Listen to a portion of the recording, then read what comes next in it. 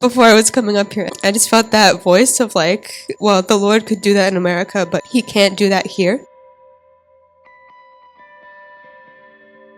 That was a thought that went through my mind, and I was like, what the heck is that? Because that's not true. I know the Lord can do great things, and he'll give to those who ask. And I was just thinking of that one parable. The son goes away from his father's house, and he's stuck in the pigs, and then he comes back to his father. But there's also the other son who was in the father's house, and he could at any moment just come to the father and ask for the things that he wanted and were on his heart, but he kind of formed judgments against his father, and that prevented him from actually experiencing those things.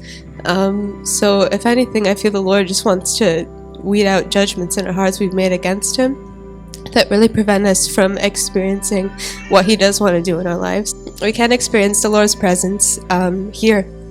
And Kathy was praying that beforehand as well. She was praying that it wouldn't just be at the conference, but that it would have an overflow and it would affect here. But you have to want that, because if you go with that expectation of, Lord, you're not doing anything, he could be doing something, but you're not going to experience it because you already formed a judgment that he's not doing anything. But he wants to do something. He wants to move your heart. He wants to envelop you in that love and in that embrace and just minister to you. Because there's so many times that we focus so much on doing things for him, but sometimes he just wants to sit with you. He just loves that moment where you're with him and you say, Lord, this is my time for you and I want to be with you, and he'll come in that place. He will.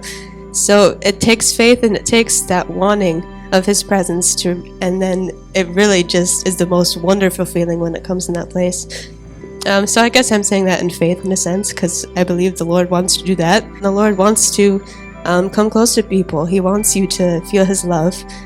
So we really should give judgments, unforgiveness, all those things to the Lord, because it's really such a blockage. When you keep on to those things and you don't experience it, and then the difference between when you experience it, you're like, why was I doing that for years?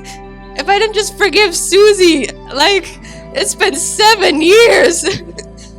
But then when you forgive her, you're like, it's such that overwhelming feeling, and you're like, why was I so angry at that and keeping that for forever, that it was actually preventing me from experiencing something so beautiful. So yeah, I guess that's just, I feel what the Lord wants to encourage people tonight.